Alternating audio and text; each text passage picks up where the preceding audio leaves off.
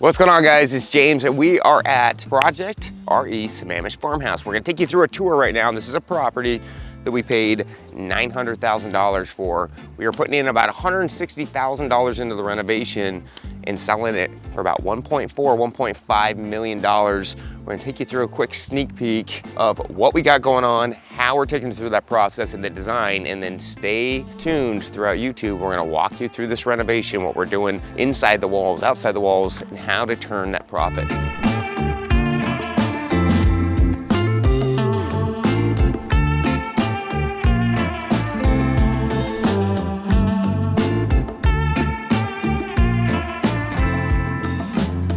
So as you can see, we're in a pretty good looking house right now. It's a farmhouse wraparound porch. We're in Sammamish, Washington, which is a suburb about 25 minutes out of the city of Seattle. Great schools, great neighborhood for families in general.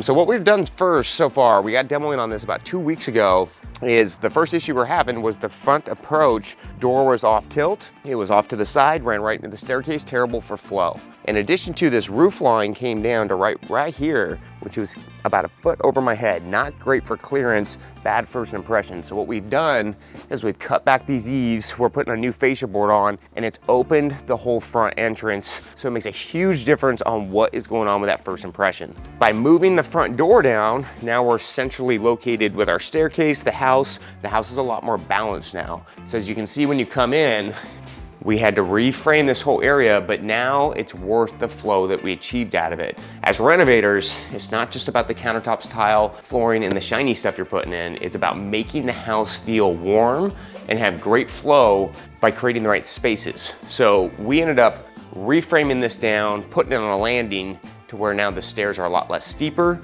They flow more naturally down, doors more centrally located, so the buyers have a lot better inviting first impression. So in this section of the house, this was actually a converted garage by the old previous homeowner. They had a bathroom in this section, the hallway hooked all the way around through the kitchen, a bonus room, little bedroom, and a bathroom. It was terrible flow. It was going through a maze of the house just to get back here.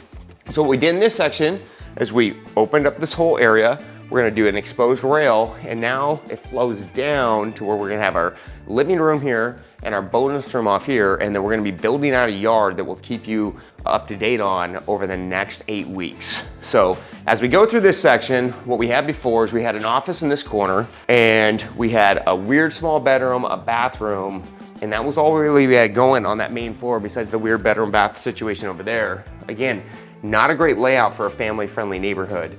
And so we had to kind of create new spaces. And here, we had to create a new primary suite bathroom. That's for this bedroom here. We took a bathroom that was 5 by 8 before and we extended it down 2 feet. So now we're 5 by 10, and that allows for us to put in an oversized shower, a new toilet, and a double vanity sink. It will be connected into this area right here, which is our primary bedroom. This primary bedroom now will have, instead of having just access through the hallway to the bath, it's gonna have access through the room. We're building a little deck off this slider here, and then we're gonna add 2 little windows in here to give it some more natural light to get it feeling taller. In this house, the ceilings are more standard size, they're not really tall, so the more natural light we allow, the bigger it's gonna feel. So back in this section before, we had a couple mixtures of closets. Again, this was an office. We framed in a walk-in closet now. So then our primary went from a small closet, small bath, to an oversized bath and a bigger closet, which is gonna dramatically increase the sale.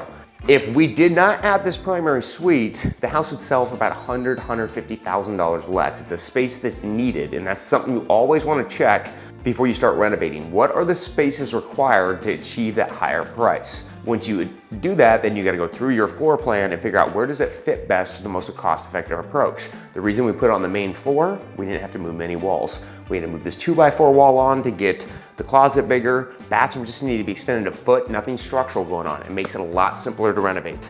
So now we've created this office into a bedroom, and we have a 2-bedroom and a bathroom situation going on the main floor, which is really gonna help with the pricing. In this area, this is where the flow was going into the office. We've now enclosed this to formalize the spaces, and we have another 2 bedrooms and a bathroom upstairs. So as you come up, in this area, we claimed some more space. So we had a very tight section as you came through. The wall framed right to here. You came up some steep staircase. It's really claustrophobic. As you can see in this house, we have lots of spaces we've had to adjust, and that's actually where most of the renovation's going. How do we make it feel better? How do we make it feel better? We get it bigger. We demoed out this closet space that gave us an extra 2 feet, and we went from a 36-inch hallway to almost 50 inches. That gives it a lot better approach. Now when you come up, it's a lot more inviting. We have a bedroom here, and a full bath in this section that we have modified out where we have a tub, toilet, double vanity. So we have 2 bedrooms, 1 bath upstairs, serviced by this bathroom. We have another 2-bed, 1 bath on the main floor.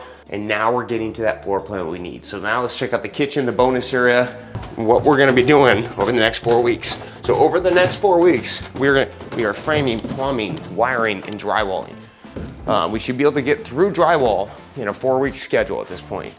Once we get done with the drywall, it's gonna take us another 4 weeks to get cabinets, counters, tile, and finishing work in, another week or 2 for landscaping, and we should be on market in the next 6 to 8 weeks, somewhere in that range. So in this section of the house, we had our dining room, and before it had some weird flow because they had converted that garage. So you keep hearing me talk about that. We've now eliminated this access by creating it there, and it's allowed us to increase our kitchen size through this section. So now we're gonna, instead of having a tight chopped up kitchen, we're gonna have a U-shaped kitchen coming all the way to here. We're gonna extend it closer to the slider. And then now we're gonna get a little peninsula off here for an eating area that's gonna bring our living room into our kitchen.